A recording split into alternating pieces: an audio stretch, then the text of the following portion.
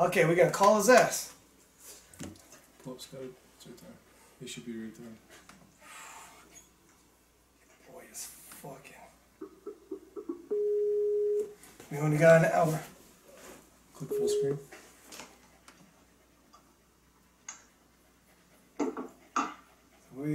Hey, what's up, man? Does he hear us? Do you hear us, Jaisyn? Yes, sir. Do you see us? Yeah, I see you. We don't see you yet for some reason. I'm gonna click on the video. Do you have the video on?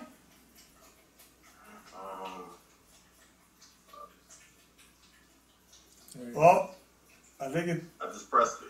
Hold on. Okay. Did it pop up? Not yet. Wait, it's thinking about it. It popped up as a phone call, not a video. Should I call back? Yeah. Okay, 1 sec. But I'm gonna call you back in 2 seconds. Alright. Let me get you.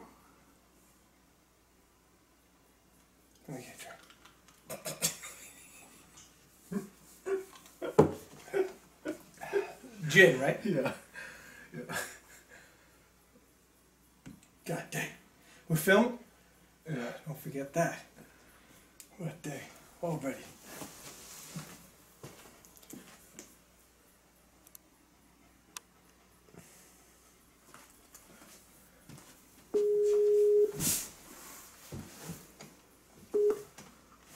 It's saying audio. What you think, my man? Should we try? We could do Facebook. Well, just go to the, wait. Oh, it's thinking about it. that- Oh, there he is. Got you, man. I got you. Alright, cool. Okay, so I'll do full screen. Is it full screen yet, Randy? Double tap it. There you go. There we go. Okay, we're here with Jaisyn Mike, putting the sin back in Jaisyn. Mr. Athletic, IPF World Champion, and got quite the background story to you, man. I read that email, and holy smokes, you've been around and done a lot. I don't even know where necessarily we should start off with. How did you get, so you're Mr. Athletic, and that's no joke looking at your background, but so initially when you first started getting into sports, maybe take us back to when you were younger and started sports and just how quickly it all took off for you. I started actually, I'm originally from California. I played baseball and soccer coming up. You know, soccer was big, you know, especially in the Bay Area or whatever. But I actually started playing baseball at 3. I instantly was playing like with 5-year-olds, whatever. Picked it up pretty fast. Moved to New Orleans when I was like 8. And my dad played football. My dad played pro ball and stuff like that. So he instantly put me in football. You know, so I started playing football. Did very well at football, but never was really connected to it per se. Yep. At the time, I was like short, slow, but I could jump. I could always jump. But I was a hard hitter. I used to break helmets and all that kind of stuff. But I just didn't like it. And when I got to junior high school, I just made the decision not to play anymore. So I just stopped playing football and started playing tennis. And from tennis, I was a junior. I was a top-ranked junior as a tennis player. So I did that. My dad was not too happy about that. So how'd you how'd you switch from sport to sport? Like, and tennis would not be something I would have pictured you doing. Check the volume on this. Well, most people, I have a thing where, like, if I see it, I can learn it. And my mom was a real big tennis fan. So I used to watch, like, you know, Steffi Graf and Michael Chang and Andre Agassi. And when I moved to New Orleans, my mom used to send me videos. And I used to watch the videos and watch Michael Chang and Andre Agassi play. But the thing is, I learned how to play tennis right-handed. I'm left-handed. Yeah. So I served like in the 130s. Oh, shit. I threw 90 miles an hour as a left-handed baseball player. So if I would have learned tennis the correct way, I might have been able to be really special. But my dad was not having it. I got MVP of the tennis team, and my dad like damn near broke the trophy. Holy smokes! So why? I didn't what you happy about. Why was he against tennis so much? It was a little soft, man. My dad's a man's man. My dad played under the great Eddie Robinson at Brown State University, and football was life. Especially with me being like a really really good athlete, not wanting to play. It was it hurt him a little bit. Even after I tried out for NFL teams and stuff like that and got invited to camp, I turned it down, and I just that's insane. First off, getting invited for NFL camps is nuts. And if you could tell us what your numbers were, because you are Mr. Athletic, and then turning it down. I had, so we're skipping out of college, but 46-inch vertical, and I did 225 like 42 times at the time. That's insane. But this is also I didn't lift weights since I was 21. So this is all just natural. I didn't have So you're just naturally physically gifted with this kind of thing. Yes, and it just worked out. Like basketball, like I was all city, all conference in basketball and baseball. I was the state dunk champion in 1996. So I've been like dunking for over 20 years now. But I wasn't always a good basketball player. I actually started because my 11th grade year in basketball, the whole varsity quit at halftime right before conference. And when he quit, the coach didn't let the guys back. So I wound up having to start. So why did they quit? How did that happen? What happened there? That's like a straight up a movie, man. He was extremely, he was a big time disciplinarian, and guys weren't listening. And the one thing about me is that from tennis and all these other sports that I played, I was always really good at repetition. So if I ran a play long enough, I'll learn how to run the play. So I wound up having to start my junior year, and I wasn't very good. But I averaged probably about 8 points a game. I started on JV and varsity. The last game of the year, I get dunked on so bad. And when I get dunked on, it was like the seniors' last game. We're down by 2 points. The team that we played, the only team they beat the whole year was us. Oh, they lost. They beat us like 2 times. And I had just started dunking. Yeah. And it was like a 1-point game. We steal the ball with like 6 seconds left. And the outlet pass was thrown to one of the guards on the team. I jump out of nowhere, grab the ball, and take off for the rim to try to get my dunk back. And I get hung on the rim. Oh. We lose the game. The seniors lose their last game. I break my arm. Oh, shit. The coach was like, "You'll never play for me again, little brother." What? He couldn't pronounce any words with a B. So everything was a V. So it was like, "Little brother, you'll never play basketball again." So that summer, I got a chance to play AAU. I played against Tracy McGrady. I got really good in AAU that summer.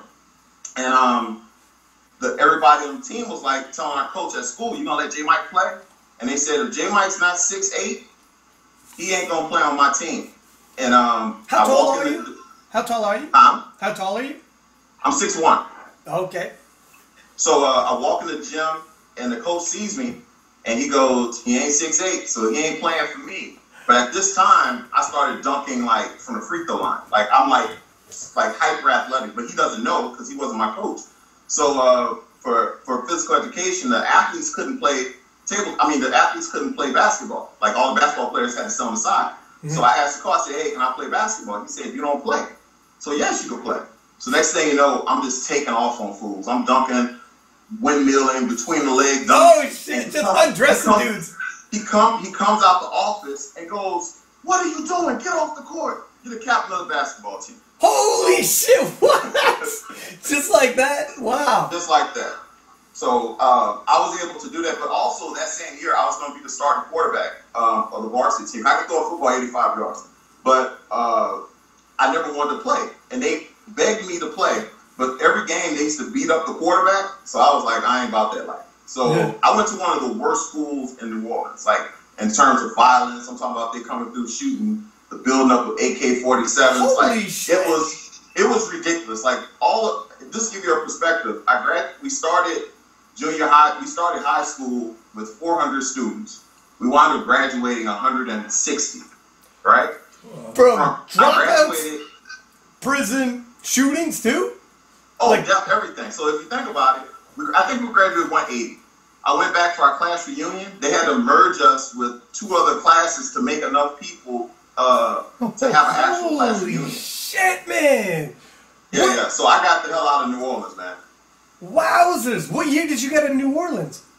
I came from California in '86, and I actually graduated high school in '96. So went to Grambling State University, and once I got up there, I basically never came home. And it was so how did you stay out of all this trouble? Or did you get in trouble when you were younger too? Or? No trouble. And that's part of the story. That's part of my story that's kind of weird, is that people with my athleticism or the talents that I had typically go on to play NFL ball or NBA or something like that, and I didn't. Never went to jail. I've never had a speeding ticket. What? What the shit? Holy smokes, man. My dad is like the king of disciplinarians. Like I remember graduating from college, I didn't want to walk. And my dad was like, I'd be goddamned if you don't walk. You're not walking for you, you're walking for your family. And we're driving back from graduation, and my dad was reaching for a map. I thought he was about to hit me. I jumped back. He just gave me that look like, yeah, I got you. You still flinching. Okay, that's good. Most definitely. I'm Little Mike. I'm still Little Mike. So how big's your dad? Is your dad big? My dad's like 6'3", 6'4", like 350. Holy. So my dad was like the dad that nobody played with. My dad's a big guy. No shit, dude. That's like a WWE wrestler. That's scary. That's exactly. My dad was like that. Like, I'm talking about, like, it was like that. So I'm Little Mike. Yeah, no shit. Wowza. So you were playing all these, and then you're all in sports and in college, and obviously a star athlete, and then you got invited out for NFL teams? Well, this is pretty much what happened. I get to college. I wound up I was supposed to get drafted out of high school, and in my mind, this is what I'm thinking. But my dad is like, unless you're getting a whole bunch of money, you're going to school. Well, basically, my paperwork and stuff got messed up. I wound up not going through clearinghouse correctly, so I had to basically sit out my freshman year. So when I wound up getting on the field, I was a second-year freshman for the most part. I wound up hitting home runs my first college at bat. I batted .475 as a freshman. Won games, but for whatever reason, I got injured. And when I got injured, I used to always finish first in line, like all the sprinting drills and things of that nature. So I went from finishing first in all these drills to being the last one in all the drills. It looked like I had a big head, but in all actuality, my back was shot. So I was hurt. So when I was hurt, I got done dirty by my college, whatever. But I tried to make a comeback. I couldn't. My back just wasn't allowing me to. So I wound up, they had this guy on my team named Womack, rest in peace. He was like 6'7", 360 pounds, ran 4.740. Like, this guy was a freakish athlete. But he wasn't a great football player per se, but he was more like a project. And he and I were friends, and he was like, hey man, I want you to start working out with me. And I was like, man, I ain't with all that football stuff. He was like, look, I just need somebody to work out with. So this is when I started lifting weights for the most part. And during the time, they used to have this deal where they would do 225, 100 reps, right? Yeah. And whoever does it in the fastest amount of time wins the money. So I started watching them. They would do this all the time. I would watch them, do the competition. And then I started practicing on my own. So as I started practicing on my own, I was like, wait a minute, I can do 225 like 35 times. And if straight, without a rest or whatever. So their times used to be around, 10 minutes, 11 minutes. They'll each put $100 in a pot. And then every week that person will collect. So one day I just come out of nowhere with my money and I'm like, yo, I'm in. And they're like, what? I'm like, I'm in. Yeah. They're like, okay, cool, easy money. So I wound up doing the 100 reps in like 7 minutes. Oh, and from that point on, this was right before the scouts were coming in or whatever, I decided to, I wasn't actually going to do it. I was watching them or whatever. And one of the scouts come in and said, hey man, why aren't you on the field? And at the time, I'm 6'1", 230. I'm shredded. I look like a NFL safety. And I could jump and all this stuff. And the guy was like, why aren't you outside? I was like, I don't play football. Actually, I was about to play tennis. I was about to join the tennis team at this point. And wouldn't you be like, way too big for a tennis player? 230. That's but jacked up. I served so hard, man. So I thought I could have played, especially swag tennis. It's not like I was playing at Stanford or that shit. You know what I'm saying? Okay. But, okay. So I go out there and I wound up running 4.740 in tennis shoes on grass. And one of the scouts looked down and was like, you got tennis shoes on? And he looked at the time and was like, hey man, just get some cleats. So he got me some cleats and it was like a size 12 or something. And I ran 4.6. And then it was like, what size you, bro? I said 11. So the guy like took some cleats off this kid and I ran 4.48. He's like, take your fucking cleats off, kid. You're gone. Yeah, so next thing you know, I wound up getting moved around. And I could always do drills and things of that nature. So I did the drills, whatever.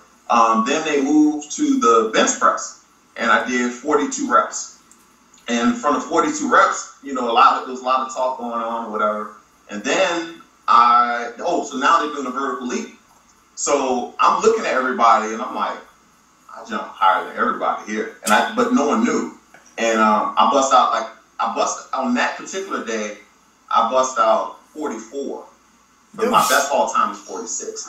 But when I did it, it was just like, hey man, I don't know what you play or what we could do, but we'd like to give you an opportunity. And the thing was that I couldn't make it through a baseball season without being injured. So I would have never thought of making and also I would have never thought 20 years later I would be doing the things I'm doing now. Mm-hmm. So I just was like, I'm good, and went back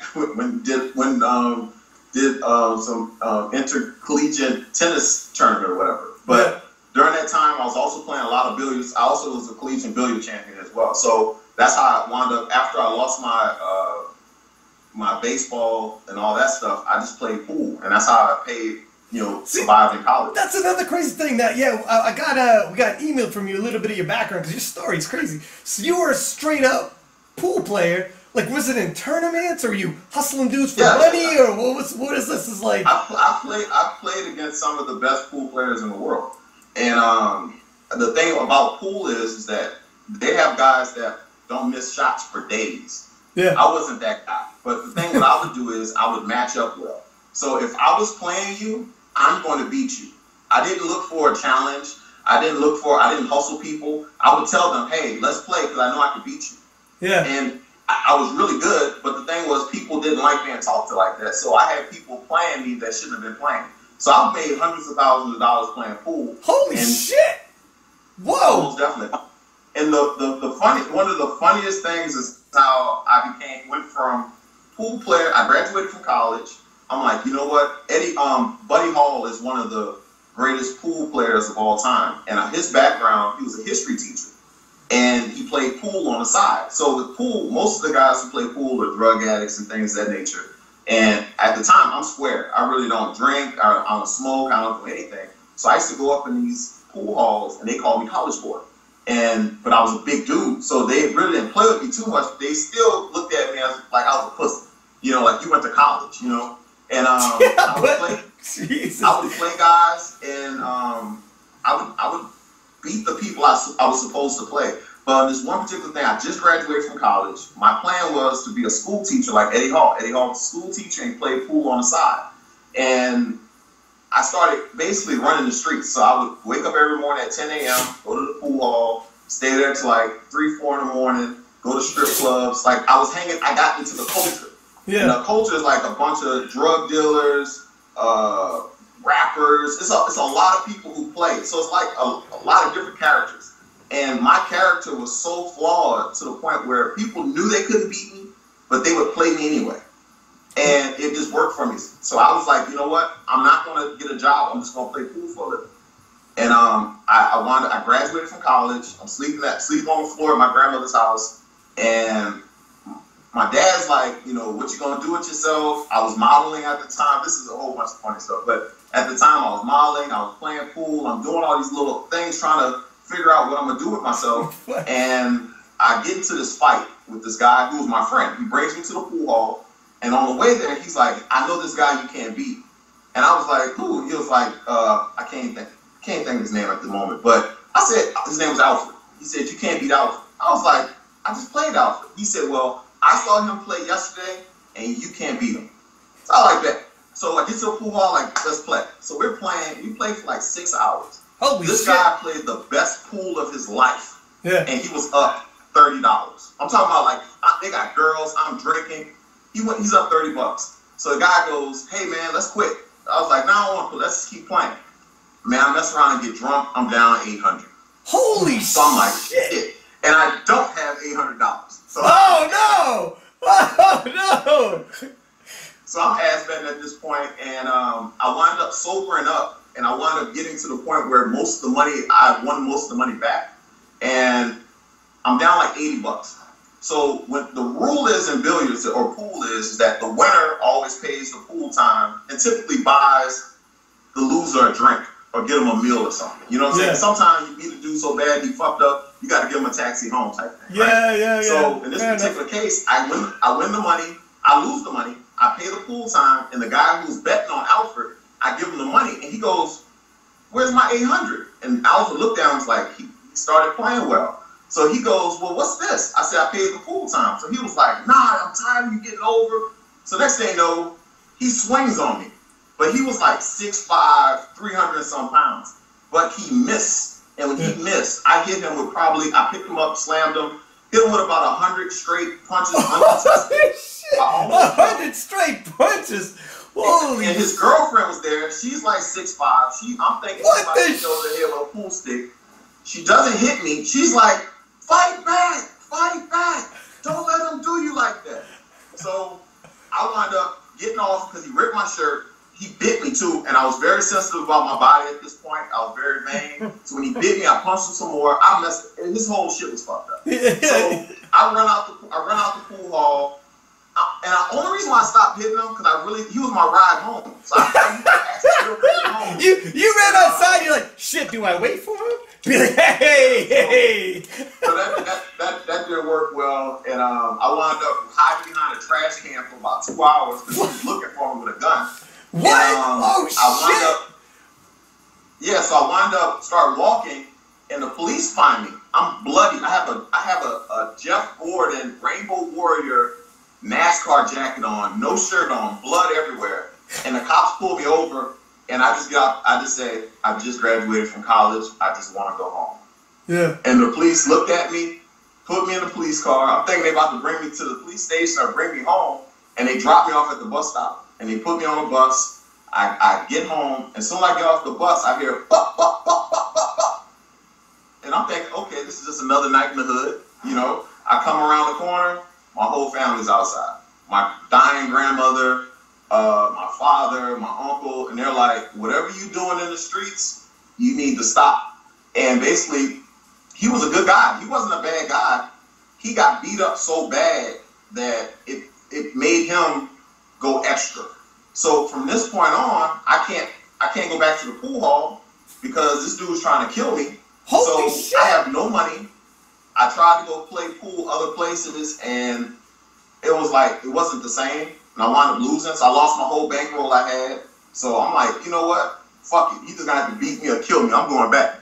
Fucking Jesus, man. Holy smokes. So I wound up going back, and he was like, hey, man, he said, we either got to fight again or I want my money that you owe me. He wanted me to pay half of the pool time. It was so ridiculous. Everybody in the pool hall offered to pay the money, but he wanted it to come from me. And I refused to pay him. So I was like, you know what? Let me use my degree and go get a job. So I went and put in for a personal training job and a teaching position, and I got hired by both of them on the same day, 15 minutes apart. Oh, and shit. I broke up with my girlfriend at the time. And you what? Knocked up your girl at the time? I did all that in one little sweep. Oh, broke up. Okay. I thought you said knocked up my girlfriend at the time. Oh, no. Broke up with your girlfriend. I hear you. You broke up with your girl. Is that what you said? Well, I was breaking up. Okay. You broke up with your girlfriend at the time? You hear me? Oh, no. I broke up with her. Yeah, okay. No. No children yet. No children yet. Okay. Yeah.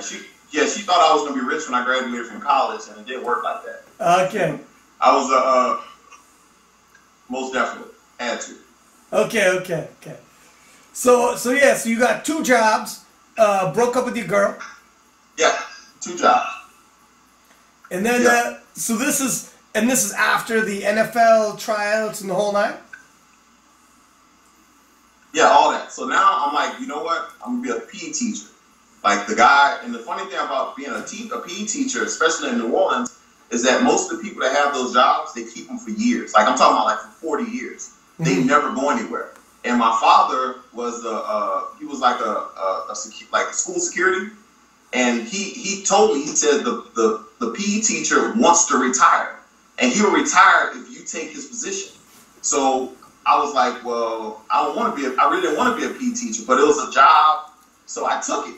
And when I took the PE position, I'm like working down there with another guy that was like a high school legend at his school or whatever. He was at that school. He went to that high school. And he and I were like the 2 youngest teachers in the whole system. And, you know, so I was a real teacher. So I was teaching phys ed, and I also worked the after school program, and I was a personal trainer on the side as well. But every job I've ever had teaching wise, my dad worked at the school. So it was just like one of those things. And during this time, baseball team, because I was a really good baseball player. Baseball teams were still asking if I was still interested in playing.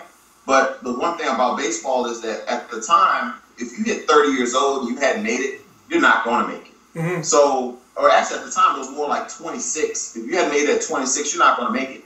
And I was getting offered like $1,500 to try out for that team. And at the time, if I would have missed, I would have lost my teaching position. So I didn't want to risk $1,500 for 40 years. But the thing that's funny is that I wasn't as athletic as I am right now that was when I was 24. It was like from 22 to 24, I didn't do much of anything. I was just chilling. But when I hit like 30, that's when this extra stuff started happening. And is that just because you started training harder and taking more seriously, or what happened at 30, you think? This is actually pretty funny. The guy, his name is Roy Williams. Roy Williams. He was a linebacker for the University of Texas, and he also played. Roy Williams, that's his name. He was the University of Texas. He was like a number 5 draft pick of the. What is it? I can't think of that team he played for, but Detroit Lions. And I was working at Valley as a personal trainer, and people were telling him like he saw me. He was like, "God damn, you play football?" I was like, "Nah, I play baseball." And he was just talking. And on this particular day, I was doing 66-inch bar jumps, where they're all over the internet. But I was jumping over this bar that was 66 inches. Yeah. And the guy, at the time it was like 50 inches. And the guy, he saw me and he goes, "I've never seen anybody your size move like that." He says, "You're almost as athletic as my friend Adrian Wilson. He had did the 66-inch jump." And he was telling me this. I'm like, no one on earth could jump that high. So he shows me the video, and I go, I can do it too. So I started setting out trying to do these jumps. And next thing you know, I got to the point where I could do the jump easy. So I started doing that, and it went viral. At the time, before YouTube was what YouTube is now, I had videos with millions of views, but other people had them. Like they're on other people's pages and things of that nature. Gotcha. So my feats of athleticism were getting crazy. So I started saying, you know what? When I was a kid, Bo Jackson was one of my biggest influences. So I was like, I'm going to be the 2000, I think the first one I used was 2008 Bo Jackson. So everything that Bo Jackson did in a Bo Knows commercial, I started doing in real life. So I started hitting golf balls because I long drive. I drive the ball 400 yards. So I started that. I started 40-yard dashes, doing the combine every year and things of that nature. And it just got to the point where I was bored with the regular stuff. Like I started skateboarding, I started BMXing, I started table tennis, I started golf. Anything that could test me or to the point to keep my attention, I started doing it. And it just got to the point where I started back playing tennis again, and that's when one of my bigger videos, I was serving like 121, like straight basketball, NBA basketball shorts. Yeah. It looks straight hood. I'm slamming the racket. I'm cursing, and that video had a lot of views or whatever, and I just started doing it. So then, Pros versus Joes, the producer of the show hits me up and goes, "We want you on the show." So they made me. I did like a video. It's called The Greatest Joe Ever. Mm-hmm. And it put all of my stuff out there. Like, it put all my stuff at one time. And guys who were in the NFL would not do the show with me on it. Whoa, no because shit. I wasn't a Joe. And I remember this was during the time Ricky Williams was out of football, and Mike Vick was out of football as well during this time. So they kept trying to pair me up to do this Pros versus Joe competition. But at the time, Pros versus Joes they were more like, you did baseball, basketball, boxing. I was doing MMA and all that stuff too. So I was like, I'll be perfect for this. But the year that they brought it back was the same year that they changed the format to just basketball and football. And the thing with that is that basketball, I was a great dunker. All my videos on YouTube and stuff, I could dunk from the free throw line. When I was 30 years old, I was taking off from the free throw line. And they were more interested in me in doing the basketball. But I was like, I'm really not a basketball player. I could play, but I'm not 6'8", how I'm going to match up, things of that nature. So that went back and forth for a while. And I'll never forget this. Robert Ory's people contacted me. I was like, hey, man, we hear you trying to get on Pros versus Joes. And at the time, I'm in contact with their production company every day. So I'm like, I'm not trying to get on. I'm on. And they were like, well, look, we can make sure you get on if you do something for us. So at the time, I was working on a Vertical Leap DVD, and they wanted to use my video in exchange for me getting on the show. And they weren't going to pay me. So I'm like, bro, I'm good. I'm straight. So next thing you know, I'm out on Pros versus Joes. What the shit? Yeah, so, but that guy later went on to do a huge story on me on Ball is Life. He wrote this huge article on me talking about, he remembers having a dinner with me over the situation, because after I started, I did a 360, like, I know this shit is all over the place, but I did a 360 like 2 years ago, and Bleacher Report picked it up. It went viral. It had like 5 million views, and it went all over the place. So he remembered me and did a piece on it, and was just reflecting back on, he couldn't believe that was almost 8 years ago, and I was old then. Yeah. For me to be down at 40 years old, and they're talking about, can Vince Carter do my dunk? Yeah, so that was 2 years ago. Wowzers, man! I had no idea this, like, all this viral videos and everything, and the Joes versus Pros. Crazy. That's nuts, man. And were you around in New Orleans when Katrina came around? Oh, that's how I wound up in Houston. Actually, and this is pretty crazy. My girlfriend then, wife now, she's a scientist in Houston. And right before Katrina, she took a job out here in Houston. And it was like, we had just got together or whatever, and she's like, got this job. I'm like, hey, go take that job. She takes the job, she comes to Houston. Katrina's coming, and I'm not evacuating. I'm like, fuck that. I'm about to play on my new computer. I'm thinking I'm about to, like, chill. And I just quit my teaching job, so I'm personal training.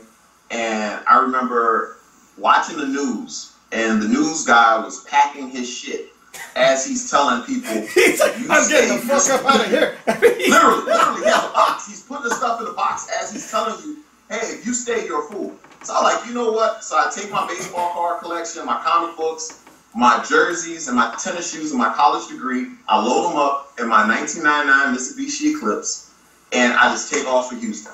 And I didn't come back after that. I wound up just leaving everything. They looted my place. I wound up coming back a couple months later, but they looted my place. I lost everything. But, my girlfriend then, wife now, she was established, and she was like, she thought it was happy because she got me to come there, but I was like, I just lost everything. Yeah, and I had to start over from scratch. And 6 months, 4 months later, I started making 6 figures as a personal trainer in one of the richest neighborhoods in Houston. So everything worked out exactly how I couldn't even imagine. It was the best thing that ever happened to me, and I hate to say it that way, but Katrina was obviously like the best thing that ever happened to me. Made you make the move. So how did you start getting into powerlifting and transition into this bench monster? Okay.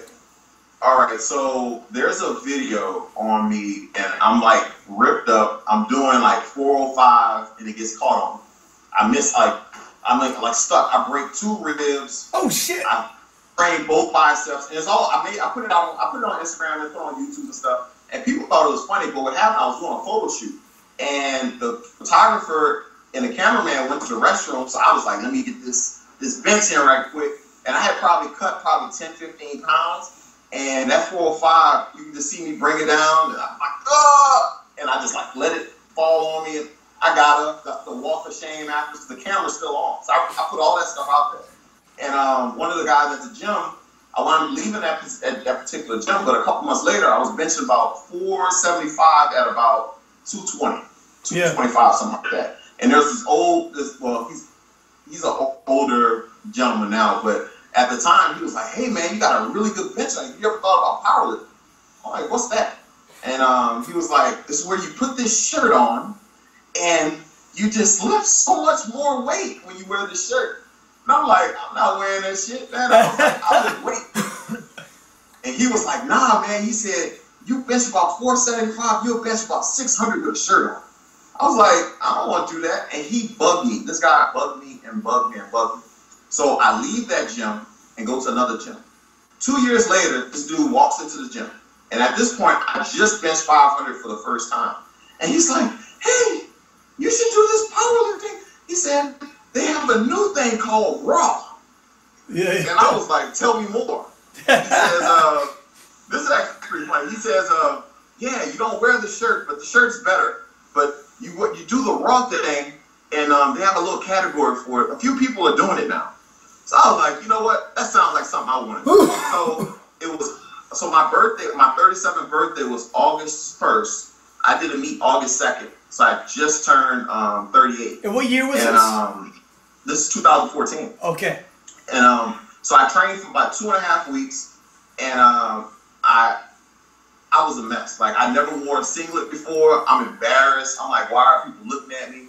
And to this day, I actually had tights on under my singlet, and that lift was the equipped lift. I didn't even know what the fuck. I was sitting up there like, they gave it to me for Raw, but it was really an equipped lift because I had something else on, and I benched 501. My first ever, I did an IPF meet, and I did 501. But this is where the bet comes in at. And this guy, he sees me, and he goes, man, that's a hell of a bench. He said, what did you squat? And I was like, what's that? And he said, the first event.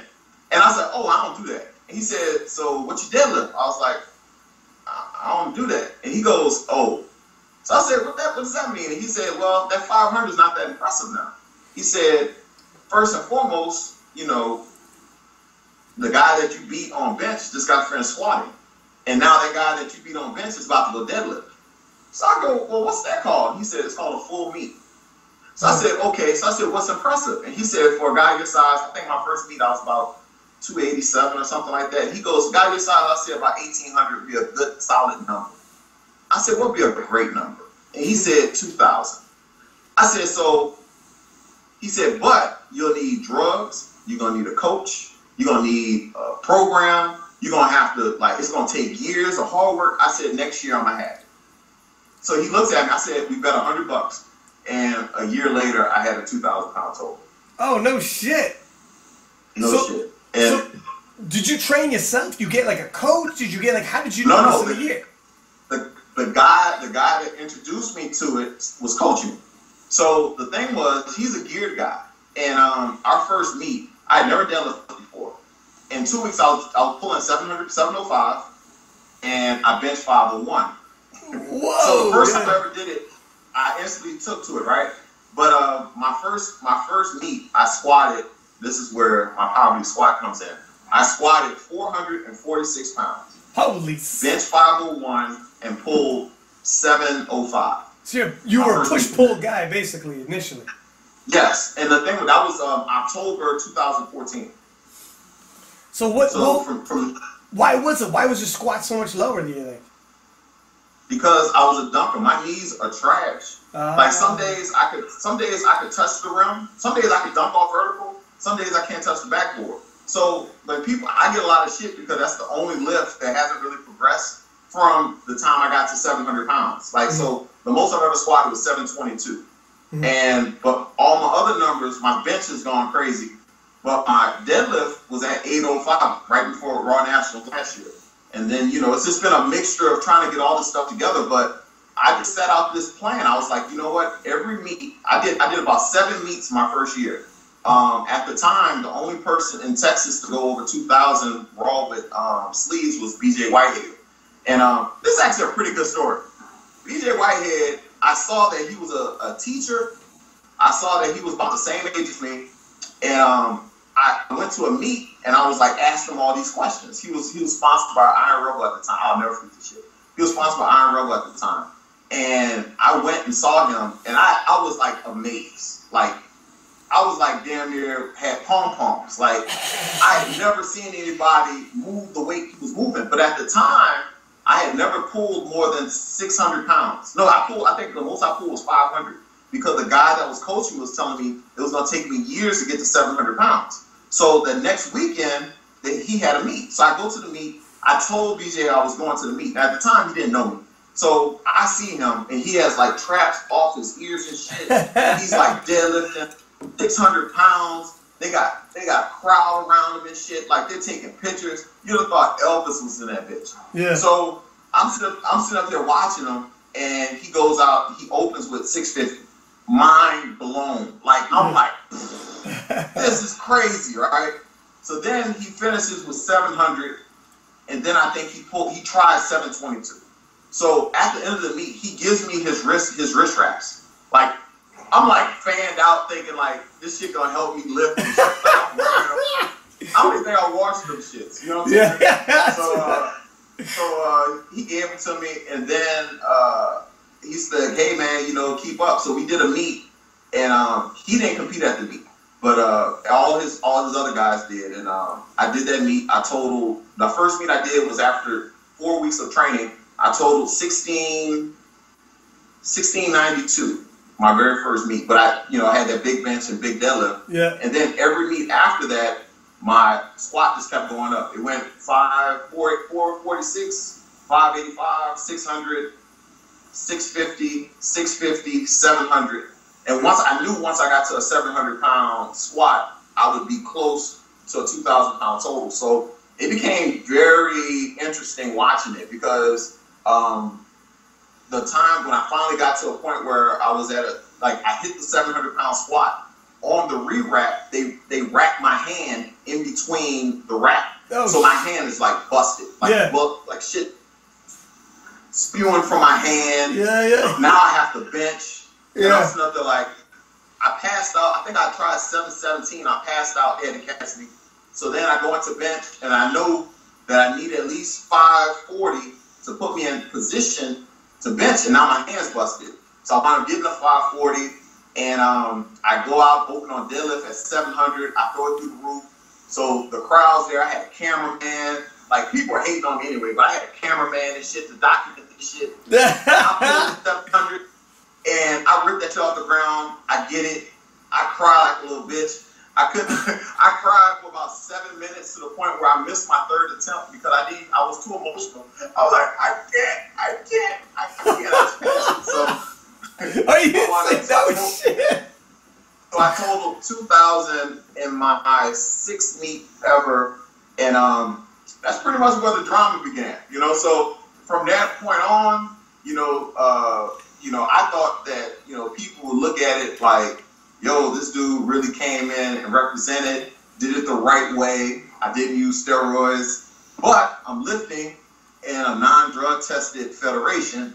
So everyone's like, obviously he's lying. He's on some kind of drugs. He's dunking. He's 38 years old doing windmills, and he come out of nowhere. So it was like a fight, almost like I wanted people to respect that I was drug free.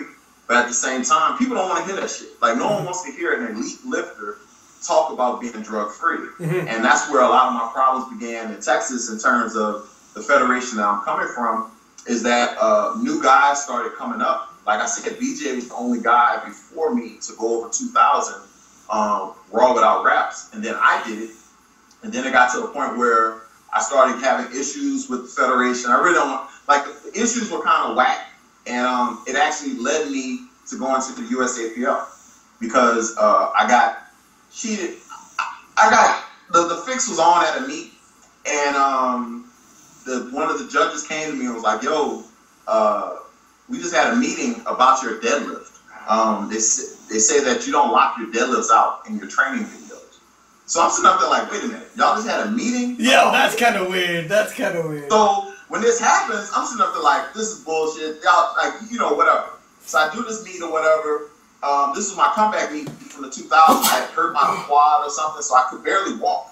Not barely walk, but I hadn't been able to squat really. So I didn't know what I was going to do. So I opened up at 500 pounds. I get it. Jumped to 640. Jesus. And I get it. So I'm like, shit, I might have a chance to go 2,000 right quick. So I go for 700, miss it. Then I tried to open with like 540 on bench, 545 on bench, and I missed. But they left me out there with no handoff for like a minute. And I'm sitting up there waiting for a command, like somebody to hand off, and no one's there. And I didn't know the rule. I thought I had to leave my hand on the bar once I touched the bar. But they give something like, hey, you, come get this guy a handoff. So some random dude gives me a handoff. Of course, I missed the lift. I come back, get the lift.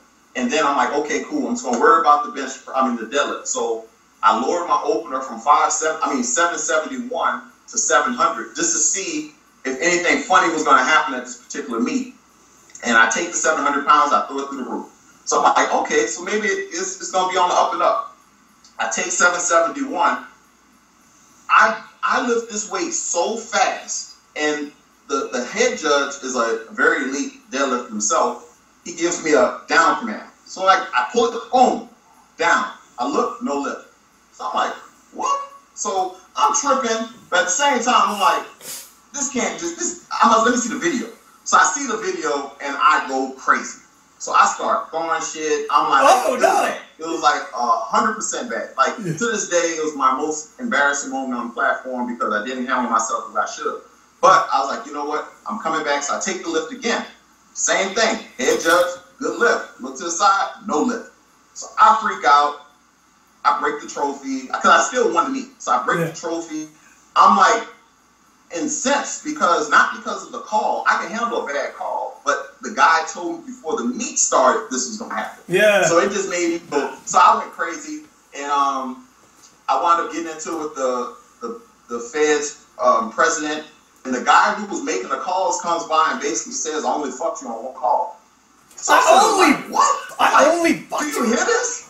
Yeah. So I'm like, do you hear this? I'm telling this to the director at the time, and he's like, well, he'll never call another one of your meets.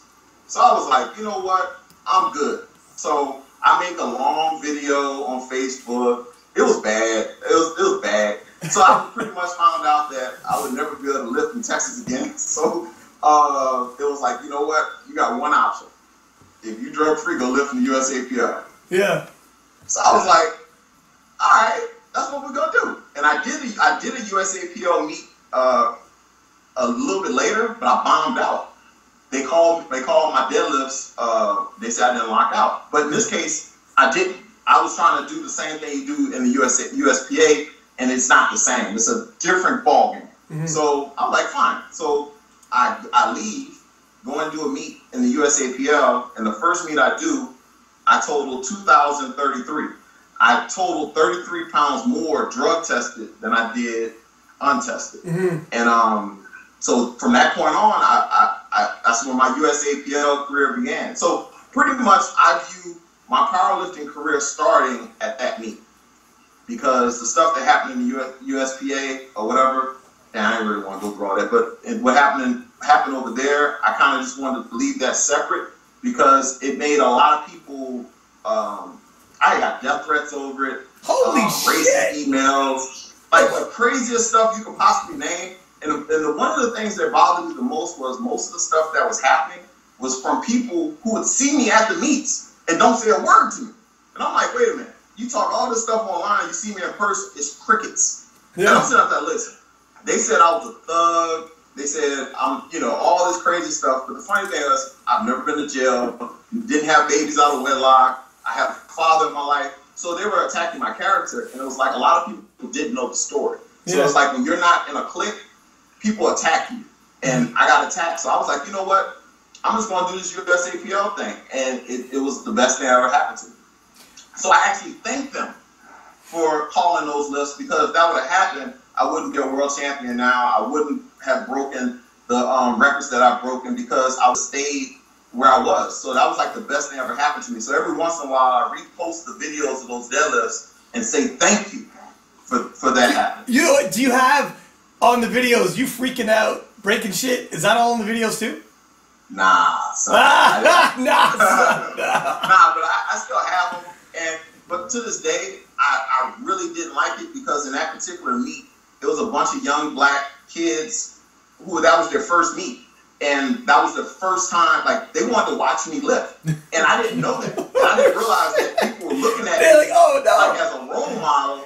And I'm breaking the trophy. I make a video with the broken trophy. I talk about how they buy all these cheap-ass trophies. It was bad. It was bad. So when this happened, the person that saved me is Steve Goggins. Steve Goggins basically found out about all that stuff that was going on, and he reached out, and I tell him what happened or whatever, and he was like, damn. He was like, let people know who Steve Goggins is? Anyone who might not know? Huh? Can you let people know who Steve Goggins is? Anyone who might not know? Steve Goggins is probably the greatest powerlifter that no one ever talks about. He's the first man to squat 1,100 pounds. The man was amazing. Like, I saw a video, because I actually looked this up, and I looked this up because I'm a person that needs something to look at. So I looked up black powerlifter, and I just seen these grimy ass videos from like the 80s and 90s of these brothers in a gym I'm talking about pulling 900 pounds, Jesus, 1,000-pound squats, and this in black and white. And I'm like, I need to find this. So I reached out to him. And he was like, yeah, man, you're a good athlete, man. He said, he gave me a couple little tips. And he said, if you ever need anything, hit me up. So that was the only contact I had with him. But when he saw this drama going on, he reached out, and I talked to him, and he was like, look, man, I want to help you. You got a lot of talent, but I don't think that environment is going to be good for you to lift in. You're going to have to lift everywhere else but Texas. And it really felt that bad. It felt like everyone in the Texas powerlifting community turned on me, which they did, which is cool. It's cool. Yeah. But I thought it was just messed up because I didn't deserve it. I'm never an asshole. I'm never a dick to anyone in person. I don't have a lot of friends, so it's not like I'm telling. Like, I work at a gym where no one even cares about lifting, so it's not like I'm talking bad about people. So I think the situation just turned a lot of people against me. And when I went to the USAPL, it was just different. The environment was different. Start over again. I started over, but not just over. It's not even the same. Like, you can't even compare it. It's two different worlds. It's like the Wild Wild West versus private school. You know what I'm saying? So it was like one of those things where I went to these meets. There was no cursing on the platform. There's really no music. The rules are crazy. And I had to get used to it, but it was like everyone was welcoming, And then when people, more people started finding out that I was a master lifter, because at the time, I looked young still, so people don't really know that, I was almost 40 years old, and everyone was just really nice, and everything just went very, very well. So from the time that all that stuff happened, Steve Goggins started helping me with my programming, and this is actually pretty funny too. He was sending me my squat stuff, so he asked me all my numbers. He said, what's your best squat? I said, 700 pounds. He said, okay, what's your best bench? I said, at the time I was benching like 562. And then he was like, what's your best deadlift? I was like 771, 780. He was like, okay, cool. So when he gives me the first program back, the squatting was like crazy. So he had programmed like 600 for 5 or something like that for times 3. So I hit him up and I go, hey man, I can't do this. And he's like, why? He's like, you know, what you need, a spot or something? And I was like, I said, I can't do that. He said, didn't you say you squatted 700 pounds? I was like, yeah. He said, I said, the most I've ever doubled was 525. And he just was like, LOL. You know, he was like, nah, stop bullshitting. You know, like, what's that? I was like, nah, I've never doubled more than 525. So from that point there, I only work up to a heavy number and then I stop. So I would do 500 one day. Then the next time I squat, I'll do 510. And I just kept doing that until I built up a 700-pound squat. And mostly it's because of my body. My body physically can't handle reps. Like a 600-pound squat takes the same out of me as a 700-pound squat. No so shit. It's like once I come up, that's a wrap. It ain't no doubling and all that stuff. Now I'll double 580 on bench or something, but not on squat. But he was doing my programming and stuff. And this is one of the biggest life lessons of powerlifting I learned, is that when you have an all-time great who's willing to help you, you better listen. Because basically right before Raw Nationals, my bench, Steve Goggins improved my bench more than, like, he's known for his squat, but he had found a sweet spot in his programming that just worked. So my bench just went from like 560 to where I was doing 560 for doubles pause in multiple sets. So I want to test. I want to shoot my gun. So he looks on Instagram one day and I post 585. So he's like looking like, how was that video? I was like, nah, I just did it today. He was like, yeah. He's like, well, that's not on the program. Actually, it started a session before that. He had accidentally put the wrong number down, and I knew it was wrong, and I tried to do it, and I did it. And he goes, that's not what you were supposed to do. And I was like, yeah, but you know, I did it, whatever. And he was like, okay. So then the next time he programmed it, I did the next number from that instead of going backwards. And he goes, what are you doing? That's not the program.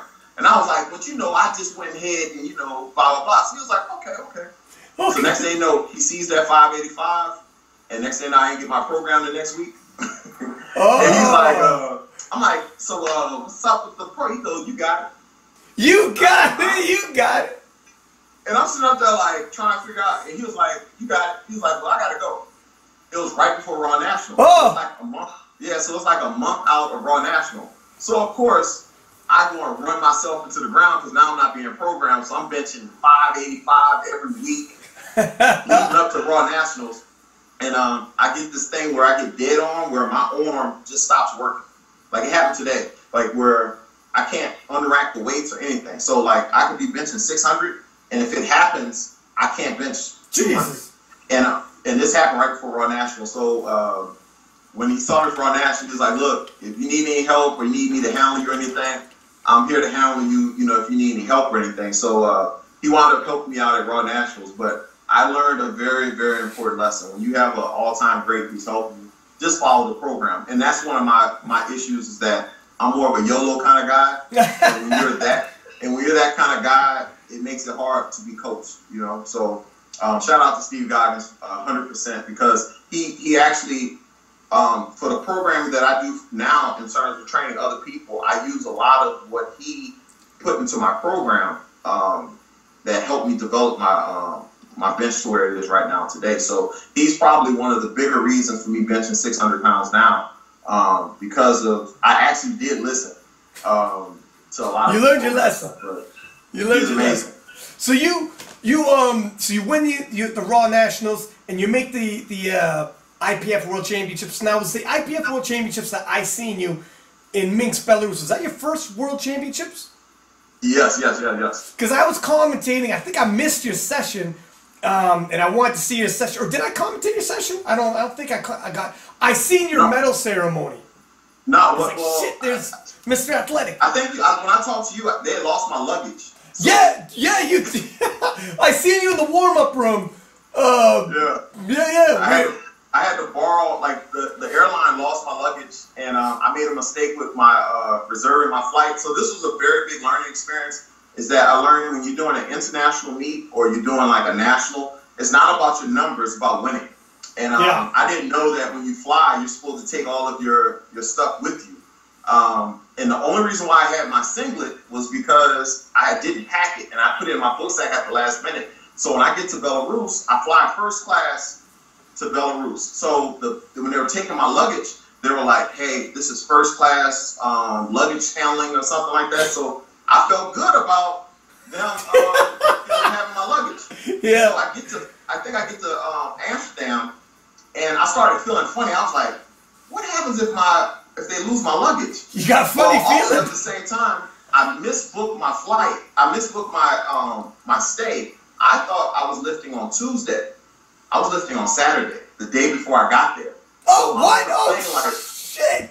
I'm like, shit. I'm like, I lift tomorrow. Holy So shit. This is a world championship. Holy so that's the anxiety you must have had when you had that realization. Dude, I know when I'm like late for a fucking doctor's appointment and I'm like at the gym, oh shit, I'm supposed to be at the doctor. Something like that, you get a little bolt of anxiety. I can't imagine what you would be thinking when that dawned on you. Holy shit, Jaisyn. Whoa. If you would have saw, and this is actually pretty funny. I get to Belarus. It takes 2 hours to get through customs. Yeah. So I get through customs and no bag. And I had 2 bags. And I'm sitting there like, wait a minute, where's my luggage? And I try and talk to people and no one speaks English. So I'm standing in line and I hear this voice behind me. And I'm like, that sounds like John Gruden. Like, the fuck? Like, I think it's Monday Night Football. Yeah, and I'm walking yeah. with this lady, and then I see this little bitty guy who's like a boulder. I'm like, he looks like fucking John Gruden too. Like, what the fuck? He's like, I'm trying to figure this out. Then I look, I go, oh shit, that's John Gruden. John Gruden, his son. Yeah. So I think they had lost their luggage as well. Oh, no and, shit. So I wound up getting to the hotel, and the first person I see out of the cab is Grant Higa. Shout out to Grant Higa. And I'm telling him, I'm like, bro, you might win this championship pretty easy tomorrow because I don't have no socks shoes, I don't have my deadlift shoes, I don't have no socks.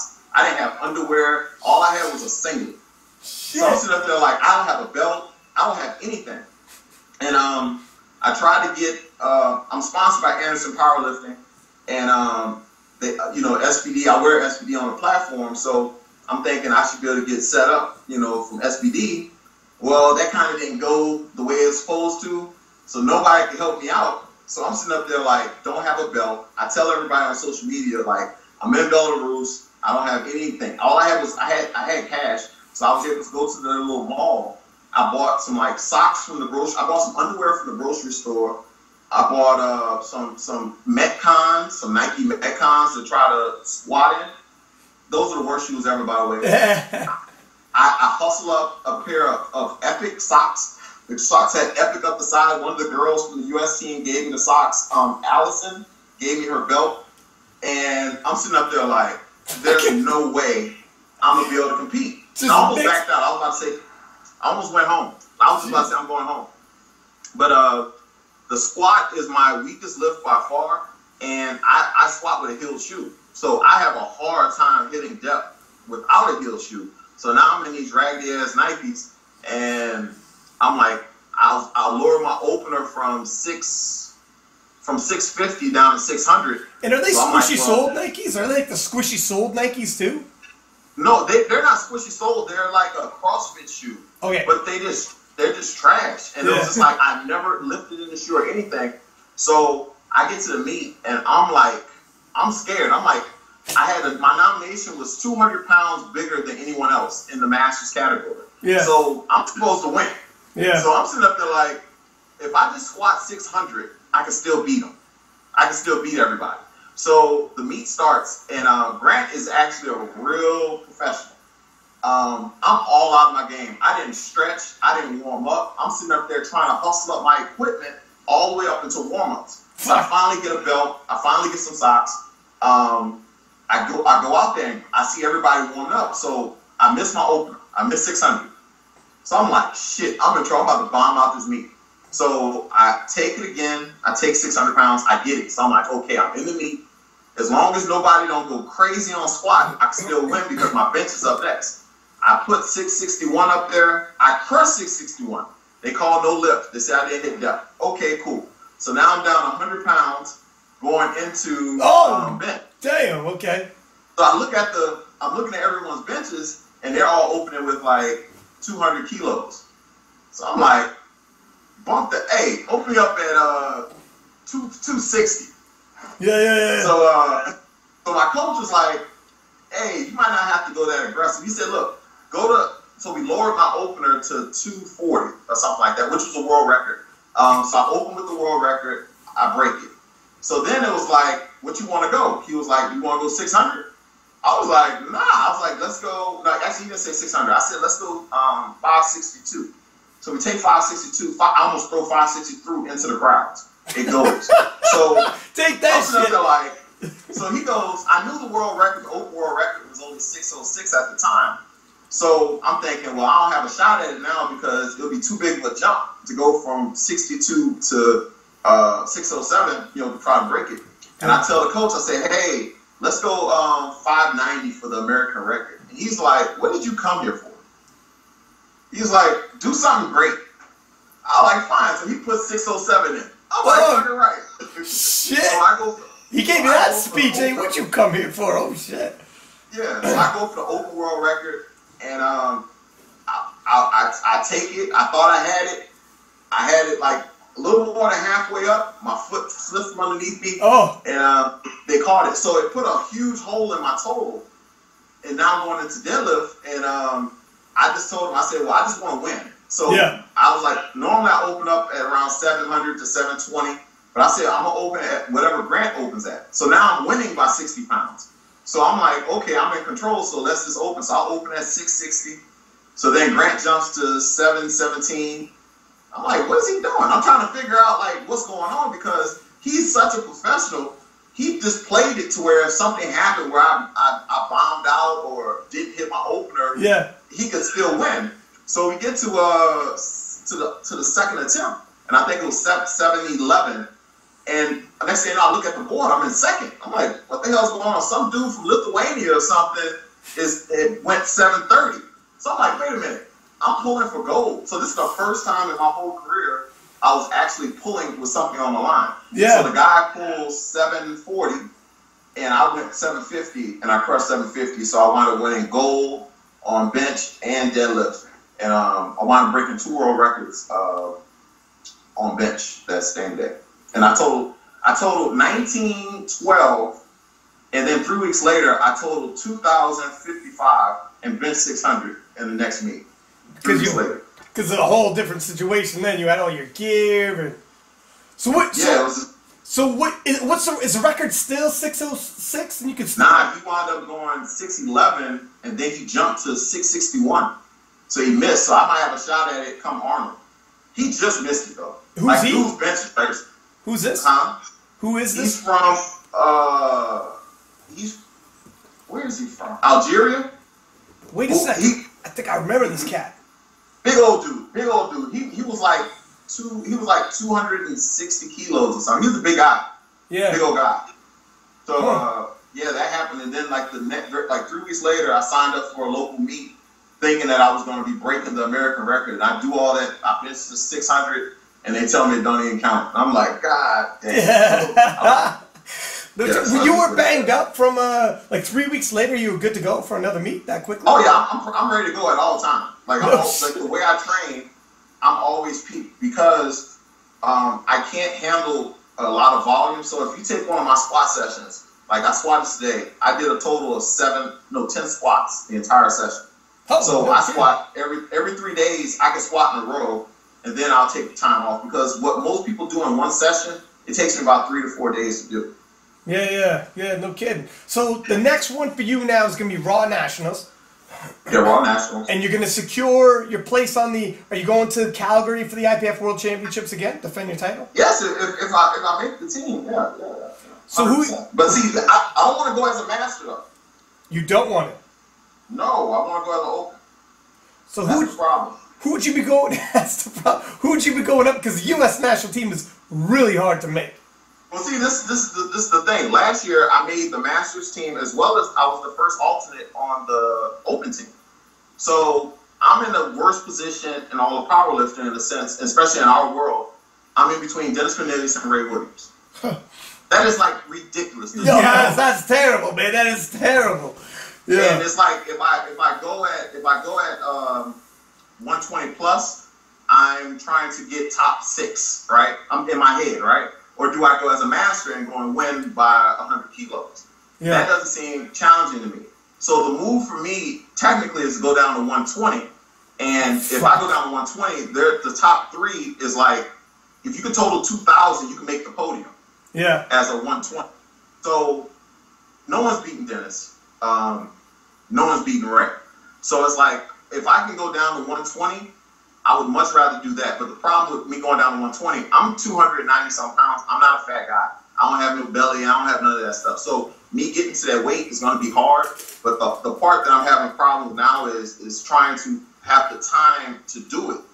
Our schedule is crazy. You have Raw Nationals, you have the Arnold, you have Worlds, you have Bench Nationals.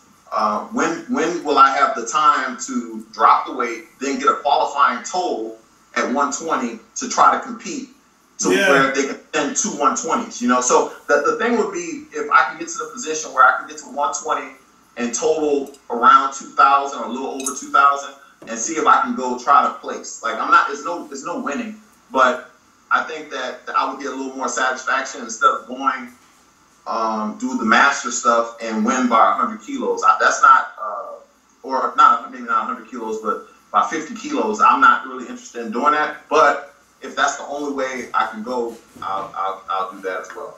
And I'm not sure how it works in the American system, but if you lift Raw Nationals in the Open, could you still go to the Worlds as a master?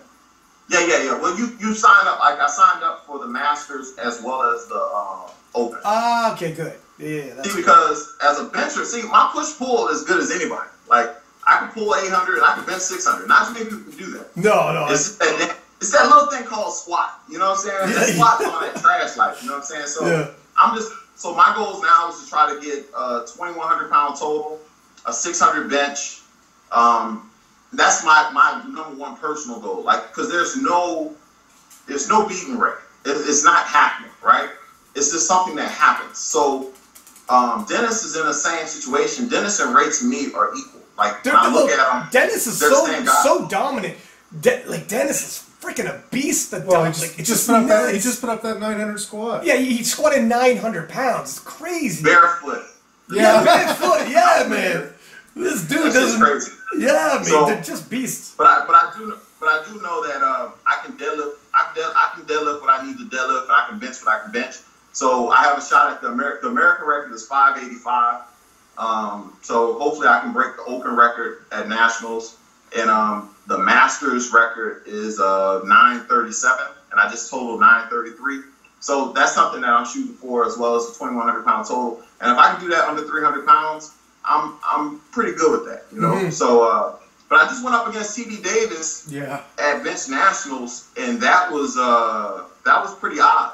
Dude, he's got like 100 pounds on you. Or more. He's like 420. 135 pounds. Yeah, because he's 420 something, he was saying. We had him on here. He weighed in at 438. Oh, shit, he got bigger. When he was on here, he was 420-ish, I think. Oh, no. I knew it was old. I knew it was over when he walked into the building. He had sunglasses on, an Under Armour t-shirt, and some overalls. Yeah. I was like, I'm fucked. Yeah. Hey, it was bad, man. It was bad. Like, in warm-ups, I got sick. I got food poisoning. I went out with this, my homeboy Marty, you know, he's Asian. And I was like, he said, where you want to go eat? I was like, let's go eat Chinese. Like, thinking they had crab legs or something.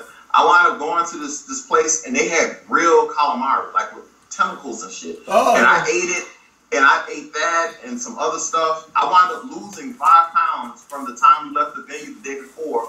And next thing you know, I'm throwing up in the parking lot right before we started. So my plan was no one was going to beat him. Like, he's 133 pounds bigger than me. Yeah. So I'm like, I know that I'm not going to be able to outbench him, but I'm like, if I can just go do my 600 pounds, I should be able to beat him on Wilkes. The meet starts, and I'm like throwing up right before I hit the platform. I'm just like, this ain't good. So I take my last warm up at 5:01, and it moved kind of slow. And people around me were looking like, that don't look like Instagram. Yeah. And I'm like, I think I'm in trouble. So I opened at 573, and I do it.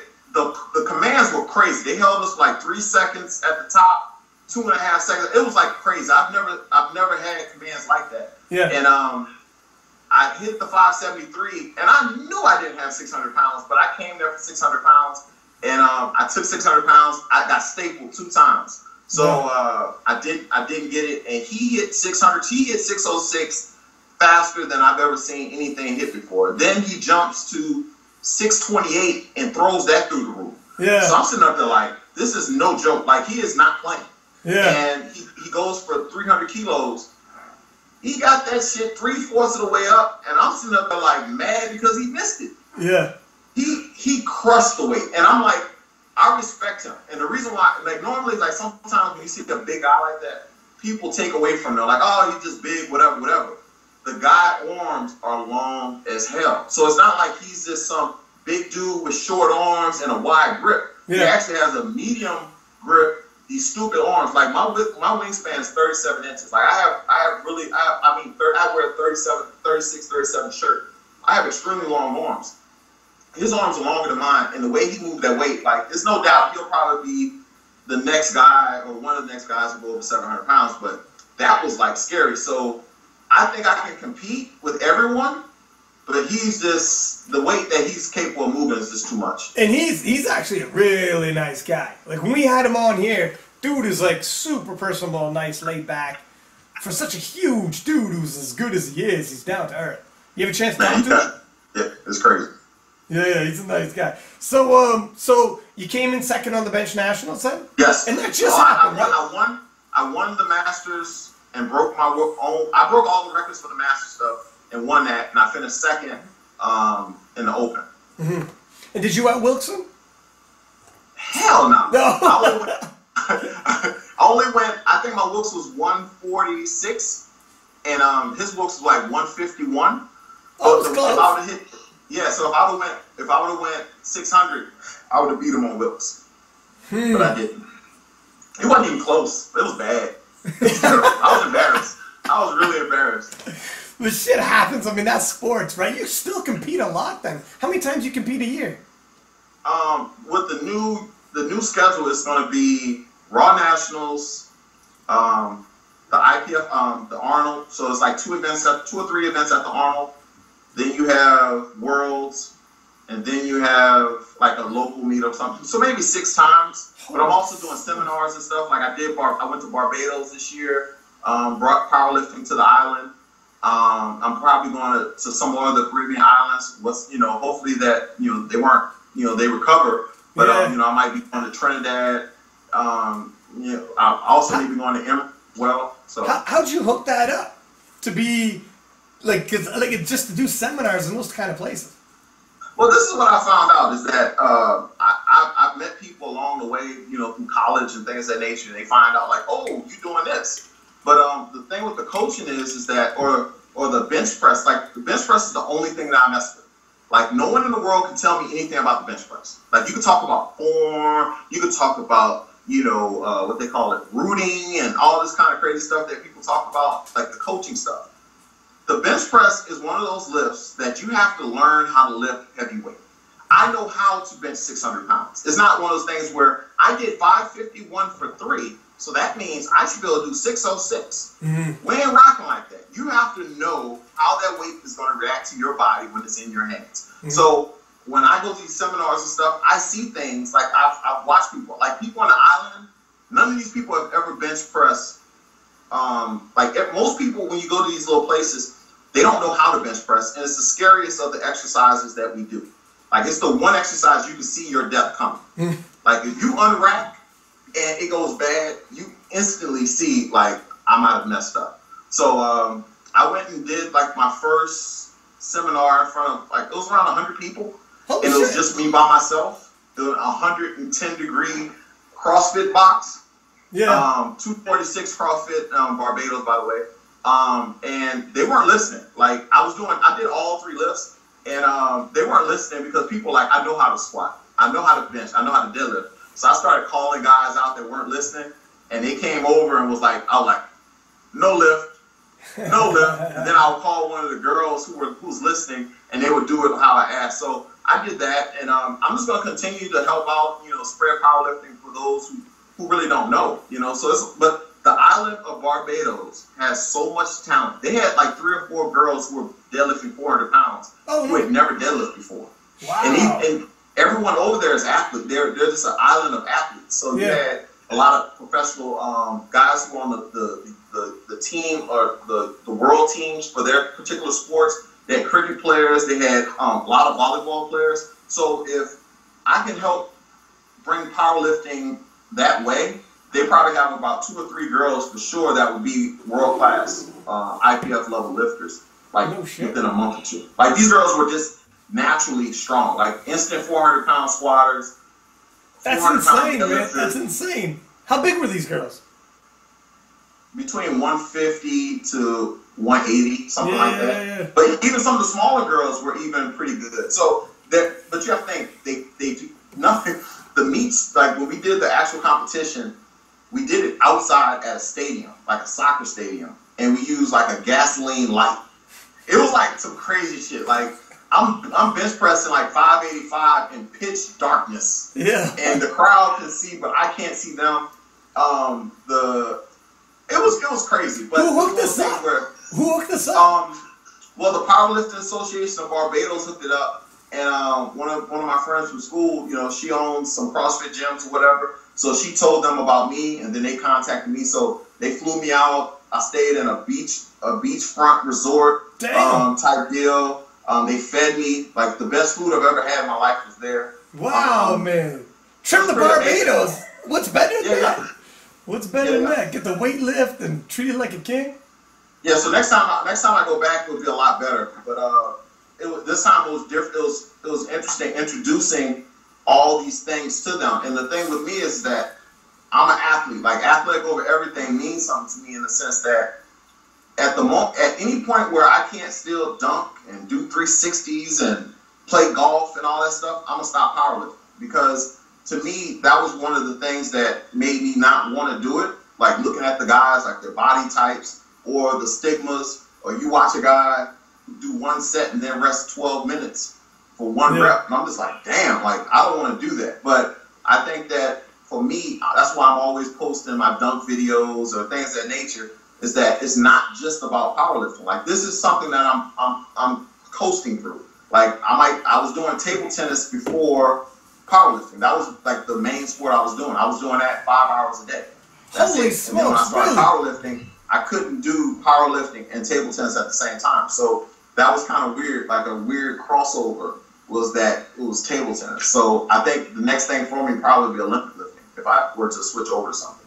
Dude, that's the thing with Olympic lifting. Most of these guys are peaking at like freaking 20, but if anybody can make that transition, it's you. I mean, you're crazy athletic, and that's, in terms of strength and explosiveness, that's right up your alley. Yeah, so we'll see. But my flexibility, I can't front squat 200 pounds, so I don't even know what the hell I'm talking about. That's a tough one. That's a tough one. Okay, so in terms of your next goals, you want to hit that world record at the Arnold's, and then go to the IPF World Championships in Calgary? Yeah, I want 2,100 as a total. 600 bench again. I want the national record, but I want to bench 600 at Raw Nationals. Yeah, that's about right. The world record, if it's still there, because no telling, because that guy could have easily did 650. Like if he would have taken 650, 650 would be the new world record. So he opened at 611, and so if he doesn't do another meet, maybe I can hold the record for a day or two. What's the world record at 120? Oh, it's only like 5'6". Dennis has it. I think it's like 560. Would you think about dropping down just for that world record? So you got the IPF Open world record? I would, but the problem is that you have to qualify. So if I do Raw Nationals, I don't think I could do 120 at the Arnold. Oh, they won't. And I don't know. And also, I don't know what happened to my. I was benching 500 at 240. So I don't know if I'll still be at that same strength level if I drop. Yeah, because you drop almost 40 pounds, right? Well, you can water, but it's still 40 pounds. That's a lot. That's a lot. It's a lot. Like, and I have abs at 290. I have abs, so I don't know. Shit. Yeah. So yeah. It's tough. It's tempting because it's an IPF open world record, but at the same time, you gotta be realistic. But the guy broke that record. The guy he got popped, but he shattered the world record at 120. Oh really? And he got popped? Yeah, the guy, he takes all the pictures in his drawers. Oh, he's from one of the countries. Everybody was like, damn, this dude. Every time I look at him, he's like in his drawers though. But I think he did 573. But now that's gone because he got popped. Yeah, so Dennis has it still. And shit, Dennis might put it at 585. Shit, you never know. Yeah. 600. Yeah, what has Dennis been doing? I can't even remember. I don't know. His bench. He's been posting stuff, but you know the thing about the benches is that when people train, I watch everybody do bench presses, and the problem is that they don't press for what we compete in. They're doing these quick pause reps, and when we get to these meets, they're holding us for 2 seconds at the top. They're holding us for a second and a half at the bottom. So when they get to meets, that 550, 560, 575 bench you did in training is not going to translate. Yeah. So that's why I do those depth reps with my feet up sometimes, just in case my foot. Well, it's not counting my foot blows off, but I know that I can roll out of bed and bench 585 at any given time. Mm-hmm. But I've trained to do that lift. I've trained to bench 600 pounds. I just got sick. But I think that the important part, once you get to that next level of benching, is that you have to learn how to make those weights your bitch. Like 550 was my number for a long time, to the point where I could do 550 for 4. Then when I got to when I used to watch this, I used to watch Kelly. Kelly's like my biggest IPF inspiration in terms of watching him bench, because at one point we were lifting about the same, and then he took off. Like he hit 600 before I did, and I just remember watching his sets, and I liked Kelly who? Kelly Brayton? Yes. The Canadian, that's our boy. Yes, okay. yes. Yeah. Kelly's a homie. I like Kelly. Kelly a lot. Kelly's a cool guy. Yeah, he's an awesome So I watched him a lot, but what's the big guy from he front squats like 881. Jezza. No. He's a US lifter. He used to lift with the Lily Bridges and stuff. Like this dude, I can't think of his name. He front squat like 881. I can't think of his name right now. Okay. But I used to watch he was the person that I watched the most. He was doing sets of 515 for 5. He was doing 525 for 5, 550 for like crazy shit. And that's who I was. Goddamn, I can't even think of his name. Big ass dude. Once I think of the name, I know his name like too. When I posted Jezza's front squat, everybody brought that dude up. We posted on Squat Champs, but I can't remember his name now either. But anyways, he's not on Instagram a lot, I don't think. Yeah, he jumped off Instagram, but he was the person that I looked to because Derek Kendall, that's his name, Derek Kendall. Okay, there, yeah. I looked at his videos for inspiration because I was like, I will never get to that level of strength. So when I started copying his reps and sets, like I look at Larry Wills' sets and reps too. So if you notice, a lot of times you'll post Larry's stuff, and a few hours later I'm gonna have the same setup. No shit. So I do that. That's why I get in trouble a lot, because sometimes I'll just be sitting, and if it's ever nighttime out and you see the colors in the back, that means I've been drinking. Like, you know what I'm saying? So I saw something, or I'll see somebody do something, and I'll jump out there and do it as well. But Larry Wills is somebody I look to a lot for bench press. Hooper Wage is a guy that I look to a lot for bench press. And I try to look for people who are in my body range, but there are not too many people bench pressing 600 pounds under 300 pounds. So no. I don't really have those same things to look at, especially my age. You know, they have a lot of guys who are, they have some guys who are untested, who I think right now I'm the number 1 308 in the world. Yeah. No shit. So non-drug test, I'm the number 1 308 master. Yeah. I'm number 3 in the United States with everybody as a 308. Number 3 or number 4. So I'm competitive across the board, but I try to compete against people who go under the same circumstances as I do. So that's kind of one of the hard things to do. So when you're watching someone, it's like, is he natural? Was that a pause? So I look at all that shit. I be like, man, that was a touch and go, man. So I'm not even worried about it. I'm like, that never happened. Yeah, it's funny you mentioned Kelly. His bench really has, because he won the bench worlds, I think, earlier this year. He won it with 573. But he's hit a lot bigger than that. But but the thing is, I didn't realize how big these guys were. Oh, Kelly's huge. Kelly's 360. I'm thinking in my head that all these guys are like 6'5", 360, and then you see somebody like Andy Askow, and he's like 5'7", 5'8", 360. Yeah. Or you see Ray. For whatever reason, I thought Ray Williams was like 6'5", and when I see the pictures, I'm taller than Ray. You know what I'm saying? So it's like kind of weird, and it's like somebody like Ray, who's like the coolest person on the planet. Like, he's super cool. But right after he squatted 1,000, and everybody surrounding him, and we getting ready for bench, and at Raw Nationals last year, and he looks over, he goes, "Say, dog, you strong." I'm like, what? And he's like, "You strong, bro." So I was like tripped out by that, right? So he said, "What you opening at?" I said, 530. He goes, "Nah, bro. It says 540. My coach forgot to change my number. Yeah. And we had to make adjustments because it didn't get changed. But I wouldn't have known that unless I was talking to Ray. He just squatted 1,000 pounds. So it's like he uses the bench press to rest in between him squatting and deadlift. No shit. And this is like Ray can bench too. Where's Ray's bench at? Like 520, probably to 540 or something, 550. Yeah, he's in there. He doesn't even try. He's got to pace himself. If he ever wants, because he's pacing himself for the free lift. That he's got. What do you think? Yeah, I found that being good at the bench press is the worst lift to be good at. I found out the hard way. My bench is absolutely phenomenal.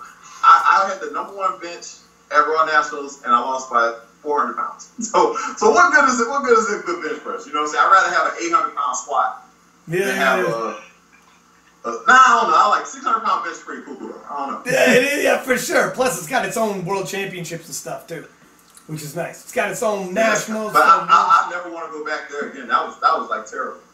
What's that? So the atmosphere for bench nationals. I don't know about bench worlds, but bench nationals, people are just looking at you. Like, it was like almost you couldn't understand what was happening because I was the second. TD was the last person to go, and I was second to last. So everybody else was benching like 520, 530, and I opened at 573. And you would think people get ready, and people are just like, "What is he doing? Does he have a shirt on?" And it was like, I did have a shirt on. I did it. No one said anything. And then TD opened up at 606, and he crushed it. So it got a little bit out of people, but people weren't. They were like having to say, "Hey, you realize these guys are lifting a lot of weight," for them to say anything. So it was like a dead crowd. So it was kind of hard lifting with like people not really knowing what was going on. You know. Yeah, I've never been to the bench worlds. I haven't seen it like live stream or anything either. It's just started though. I think they just started doing the Raw Worlds, right? Has it only been 2 years that they've done it? It's just starting to get going in terms of the Raw bench only worlds. Yeah, I hope I get invited. I hope I make the team. So, but I don't think I'm gonna go to Finland to bench press. Like, I think that's a pretty expensive ticket just to go bench press, and the IPF schedule is kind of hectic. So I'm not 100% sure if that'll happen. Now, if my sponsors or something like that, can come up with something, make it feasible. I'll probably do it. But if not, I'll probably let that World Championship go until I get back to Texas. The time to have it, the time to have gone was when TD wasn't there. That was the time. Yeah, if I was willing to go up to 330 or something like that, I think I could be really competitive. But he when I saw him, I was like, "I thought you was cutting." He was like, "Nah, bro." Also, Bo Moore was there. Bo Moore, the legend Bo Moore. Bo Moore is like one of the coolest guys you'll ever meet in life. But, he's like my blueprint going forward as a master lifter. He's totaled 2,029 times between the ages of 40 and 50 years old. Whoa. He's bench pressed 600 pounds. Like, I didn't know all this stuff, but he played professional football, all this stuff. So Bo Moore and I have a lot in common. He has been nothing but awesome to me. So I'm looking at his footprints for longevity in terms of what he's been able to do. So he lifted with us as well, and he was like, "Man, that scale wrong. No, I'm not 370 pounds." He's like, "That scale off, man." So it was just really cool lift with all those guys. And like I said, TD is like a really, really good guy. He's just I can't fade 438 and he's strong. Like it's just not gonna happen. Yeah. Like you had to see him when he walked in. Like when he walked in, everybody just looked at the door. It was like, "Oh, this contest's over." The ref came and put a fucking medal on his neck. Hey, here you go, sir. Yeah. Here you go, sir. He got me with this silver thing. I don't even know what the hell this is. Like I'm going to get these. This was like this had my name on it before I even got it. They're like, who's battling it out for silver and bronze? Yeah, it was crazy though. But he's a real strong kid, and you know, I didn't like the fact that he was not allowed to go to Worlds because of his asthma medicine. I wouldn't want to win a World Championship like that anyway. So it's good that I didn't go. Mm-hmm. So you know, but hopefully, like with his situation, I was like, if he messed up, like if I was thinking that I was going to open at 573, I was going to get 600, and I was going to go for whatever he did on his opener. And hopefully that he jumped too high, and then fell back. But when he hit 628, I almost shit myself. I was like, wow, it was unreal. Like it was unreal. 628, and then he was talking about his pec was hurting. I'm like, all right, if you say so, but it was unbelievable. So you think he can actually get 700 in IPF? That's crazy. Yeah. Only reason why I would say he wouldn't is because of the commands. Mm-hmm. Now, that's the thing. Like IPF is so strict. Yeah, but see, when they make you hold the weight for 3 seconds at the top and 2.5 seconds at the bottom, it makes it really hard to evaluate these numbers. Like he's gonna I bench pressed 600 pounds in a full meet in total over 2,000 pounds, 2,055 in a meet. Mm-hmm. I think that 600 should be rated higher than someone else, you know, who just did it as a bench only. Oh yeah, he's going bench only, and he's not afraid to get big. Yeah, you know what I'm saying. So I think if he stays in that, and he's 25 years old. Mm. I was barely lifting weights at the time. I've been powerlifting. It hadn't even been 3 years yet. 3 years to be October 28th for me in powerlifting. So that kid is, as long as, you know, he keeps his head on straight, I don't see why he wouldn't bench 600-700 pounds, you know. Yeah, especially if you just saw the 661 miss was damn near just as impressive as the. We gotta find that. We gotta find that. That's on Instagram. It's on. I believe he posted it somewhere. But when it came up so fast. And he missed lockout 2-3 inches before lockout, and it just fell. Yeah. So he had it. If you would have taken 661 on the second, he would have got it. Because he had a little more gas in the tank. Yeah. Yeah. Well, thanks for coming on. I know we're running a little bit out of time, a little late, but do you want to let everybody know if they want to get a hold of you for coaching, and if you got sponsors you want to shout out? Okay, cool. As of now, you know, I'm sponsored by Anderson Powerlifting. That's pretty much it for right now. If you guys are interested in coaching, I can be reached at jmikefitness@gmail.com. I do coaching, not programming. I do coaching and programming, not a program. So if you get something from me, it's me watching your videos, it's us talking on the phone, Skyping, or whatever the case may be. I'm willing to do FaceTimes and all that stuff, videos. So I don't have I don't have a lot of people I can work with at the time. So I have about 5 or 6 slots that I'm willing to do now. So if you're interested in that, you can go and get that there. I'm Mr. Athletic over everything on Instagram, and I'm J Mike Fitness on YouTube, and I will be uploading a lot more content there. So that's pretty much it, man. Thanks for coming on, man. You got a hell of a story, no doubt about that. I don't know how that's gonna play back, but I mean, it's like I said, there's no hard feelings. Especially with, you know, my prior situation, you know, I think that situation for what my future is in the USAPL and the IPF, and you know, I'm just going to continue pushing. That's it, man. Well, we got to have you back on. Probably after Nationals, we'll catch back up then. Thanks for coming on, man. Much appreciated. All right, cool, man. Thanks for having me. See That'll be good. That's a pretty good interview. Holy smokes, man. We could probably do a couple episodes with him, just getting more into... Well, some of the stuff, like, he's got a good sense of humor, but some of the stuff was making me laugh. Like, when he lost, I was laughing pretty hard when he was talking about losing all this stuff going to Belarus. Like, that's great. I can't imagine being like... But what he was saying there, but the part that made me laugh is he goes, when I looked over and seen this little boulder, John Gruden. Yeah, Gruden. Yeah. Yeah, and Gruden won, the younger Gruden. Yeah. And freaking... But they were probably flew first class too, so it sounded like all the first class people got screwed into their luggage. First class too, eh?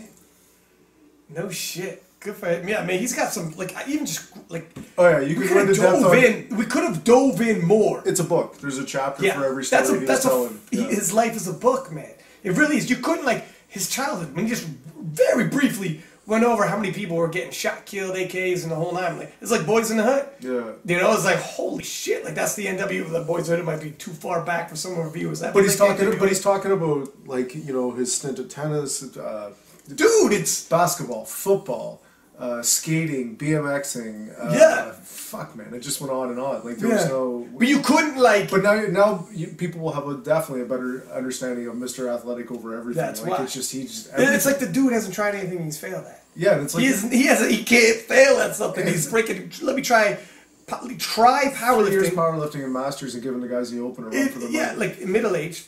I started a new sport middle-aged, and now he's, like, breaking world records. Like he said, though, you know, I couldn't help but laugh when he said, you know, I'm right in between Ray Williams and Dennis Cornelius. That's a fucking... between a rock and a hard place. That's a fucking shit spot to be in, like... Yeah, those are, like, the most dominant champions you got. There's some champions, they win, super tough. They may not win the next year. The competition is really close. Those guys are about as locked as and they ain't slowing down. That's the No, worst part. no. I mean, if you're watching them, those two fucking guys ain't slowing down. Like, it's not like you're seeing totals that are just barely grabbing pennies now. They're still making drastic jumps. Yeah, huge jumps. Yeah. Yeah, I honestly think if anything, between those two, they could have a battle for Wilkes. Like, Dennis on the proper day, Dennis is Wilkes. Well, Dennis beat Ray last year, Raw Nats on Wilkes. Did he? Yes. Oh shit. Yeah. Well, there you go. So coming in this time, he's not coming in as a heavyweight though, because he did come in as a heavyweight last time. He is coming in, but if he's anywhere close to what he's been doing, you know, from what we're seeing, he's got to cut. But he's going to make a run of Ray. Because they're got to be within a couple points anyways, no matter what. Yeah. Yeah. Fuck. And it's the first time you really see that. The first time you ever see, it's not a battle between lightweights and heavyweights, right? Like that's pretty much it. Yeah. Yeah, Raw Nationals is going to be held. We probably got to have somebody on do a preview. Maybe we'll grab. I don't know. We'll see. We'll talk. We got to do a U.S. Raw Nationals preview show. We'll have somebody on. We'll go through all the lists, take our picks. It's kind of like we did with Sean Noriega and his girl. Well, we may have to do a quick one with Joey again. He's always a good one for having the picks for this. Joey Flex, because he knows his shit. He researches it because he's got so many lifters. That's what I mean. But he's also going to give us who to keep our eyes on coming into this. I'll hit up Joey. We got time. Yeah. Not a lot though. Even a quick one, just that. Not really an interview, just a quick. No, we do the straight up preview. Yeah. Yeah, we get to we get right in it. We can talk about all the other stuff afterwards. He's always down for this stuff. I'm sure he would. Oh hell yeah. Okay, man, sounds good. I gotta crush some food and you gotta fix my car. Yeah. All right. Peace.